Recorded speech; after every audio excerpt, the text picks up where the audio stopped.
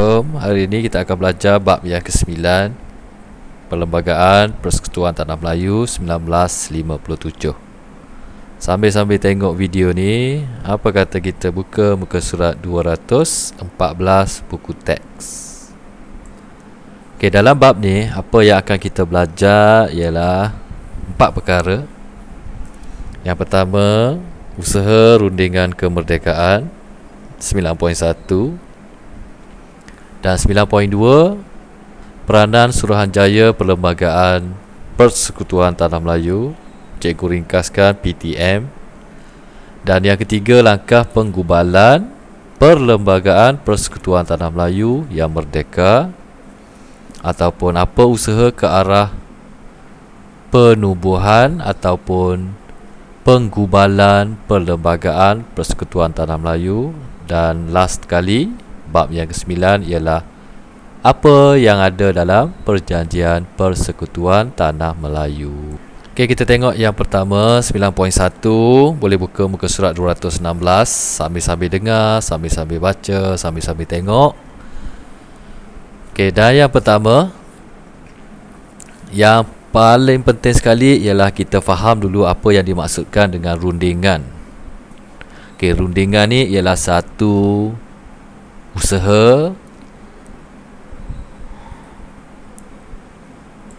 yang melibatkan dua pihak. Okey, contoh pihak A dan pihak B. Biasanya pihak A dia akan meminta sesuatu daripada pihak B, dan dari segi kekuatan biasanya pihak B akan lebih kuat. Jadi untuk kefahaman tajuk 9.1, pihak dari Tanah Melayu ingin meminta kemerdekaan daripada pihak British. Okey, dan ni dalam tajuk 9.1 ni, apa usaha pemimpin kita ke arah mencapai kemerdekaan. Okey, perundingan yang berlaku dalam rundingan kemerdekaan ada beberapa pihak. Pihak yang pertama iaitu Raja-Raja Melayu, pemimpin-pemimpin yang dipilih oleh rakyat melalui pilihan raya yang telah kita belajar dalam bab yang ke-8. Dan pihak yang menjajah negara kita iaitu British. Tunku Abdul Rahman dan juga wakil Raja-Raja Melayu serta wakil Parti Perikatan telah berlepas ke London, sebab London ni ialah ibu negeri kepada kerajaan British. Dan tujuan rombongan tersebut adalah untuk merundingkan kemerdekaan Tanah Melayu yang kita tengah kecapi sekarang. Dan pada masa tersebut, beberapa orang tokoh pemimpin tempatan telah menyokong usaha rundingan kemerdekaan. Dan rundingan ini, untuk pengetahuan umum, mendapat sambutan daripada semua pihak. Boleh dikatakan semua pihak menyokong rundingan kemerdekaan. Dan antara tokoh-tokoh yang harus kamu ingat ialah EEC Turai Singgem. Dia adalah wakil orang Silon. Ketua Parti Rakyat Ahmad Bostaman, pemimpin Parti Negara, wakil Parti Buruh dan wakil kaum Serani.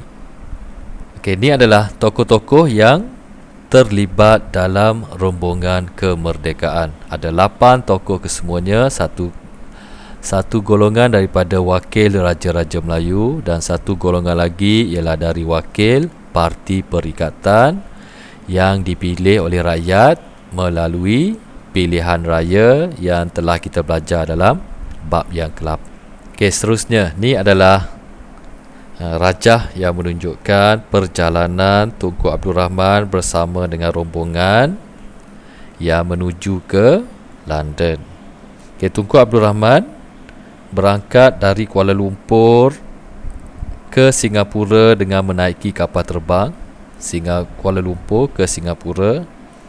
Kemudian di Singapura pada 1 Januari 1956, tepat pukul jam 5 petang, Rombongan kemerdekaan tersebut menaiki kapal laut yang bernama MV Asia yang berlepas dari pelabuhan Tanjung Pagar, Singapura, dan mereka semua tu berkobar-kobar membawa semangat kemerdekaan. Dan seterusnya mereka tiba di Karachi, dan rombongan ini singgah di Karachi, Pakistan. Kemudian mereka menaiki kapal terbang menuju ke London.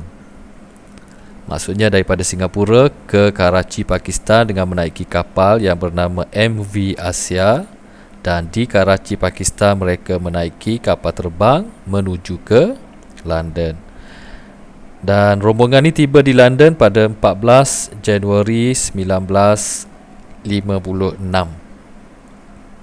Sedikit info kenapa rombongan dirancang sedemikian rupa, perjalanan dengan kapal kapal laut, kapal terbang. Perjalanan tersebut dirancang oleh Tunku Abdul Rahman kerana dalam masa pelayaran tersebut ada masa untuk berbincang dengan wakil Raja-Raja Melayu, dan dalam masa yang sama juga mereka berjaya menyusun strategi bersama-sama apabila berunding dengan kerajaan British.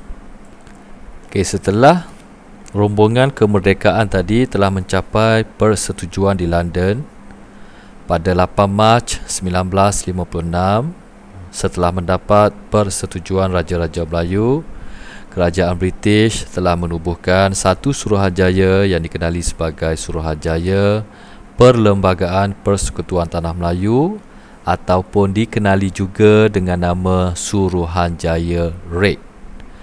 Dan Suruhanjaya Red ataupun Suruhanjaya Perlembagaan Persekutuan Tanah Melayu ini ditubuhkan untuk menyusun, membincangkan, menyusun dan merangka Perlembagaan Persekutuan Tanah Melayu. Dan keanggotaan Suruhanjaya Red diwakili oleh 5 orang tokoh. Yang pertama, Lord Red daripada Britain, pengerusi Sir William Ivor Jennings daripada Britain, dan Sir William Mackell daripada Australia. Dan 2 lagi tokoh yang cikgu tak masukkan dalam nota ni, iaitu Hakim bin Malik dari India dan juga Hakim Abdul Hamid daripada Pakistan. Seterusnya kita tengok apa yang dilakukan oleh Suruhanjaya tersebut. Apa yang mereka buat ialah mereka minta cadangan daripada semua penduduk yang berminat secara bertulis atau lisan.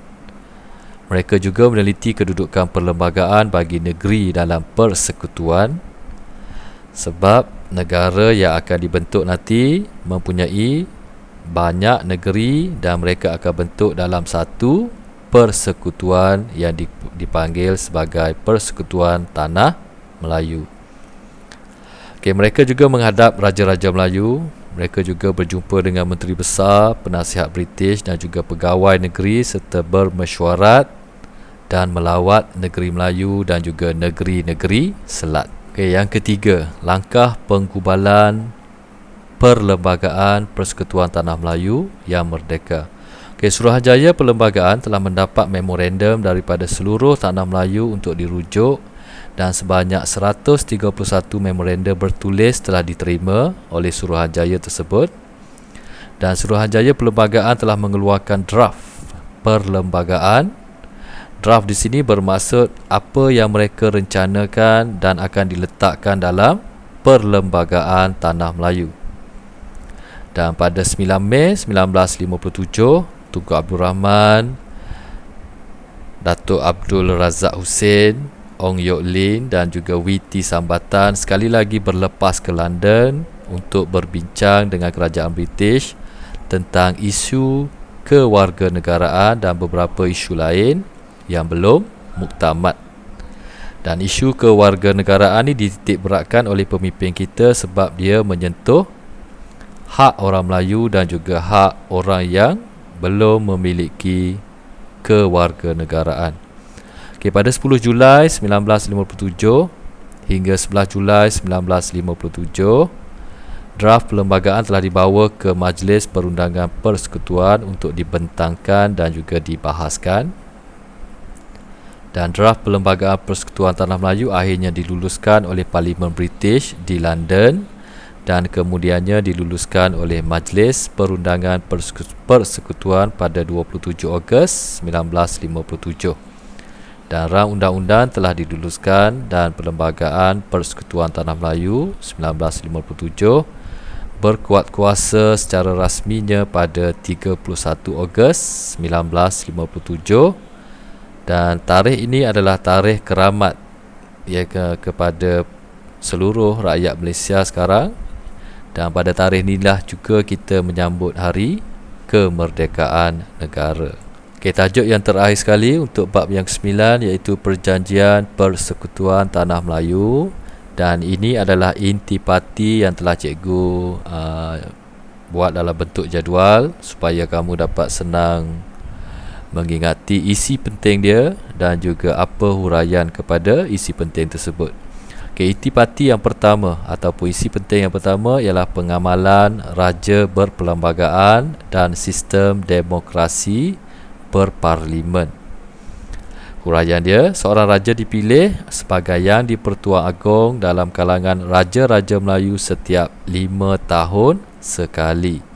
Sebab itulah kalau kita tengok, Agong setiap 5 kali akan bertukar.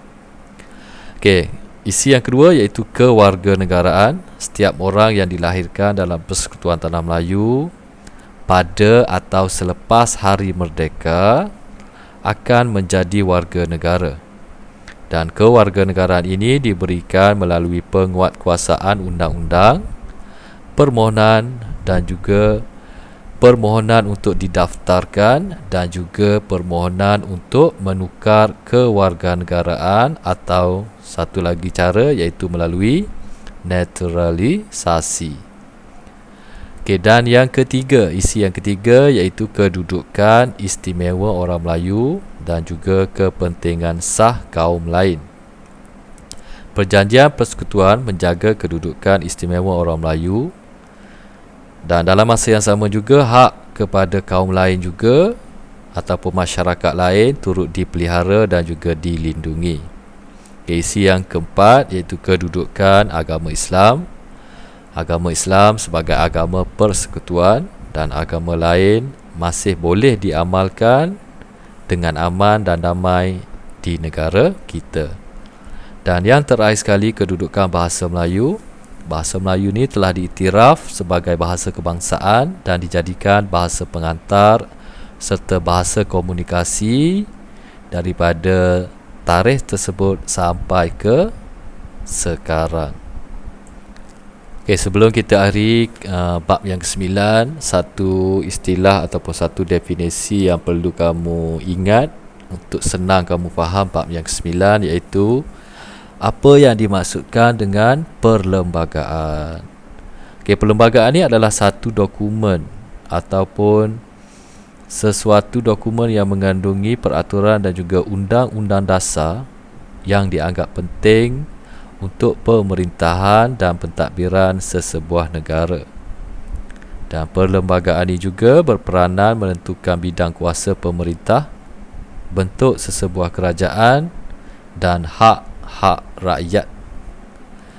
Ataupun untuk senang kamu ingat, perlembagaan ini ialah undang-undang yang tertinggi dan dia berada di kedudukan yang pertama sekali dalam negara kita. Sekian, terima kasih.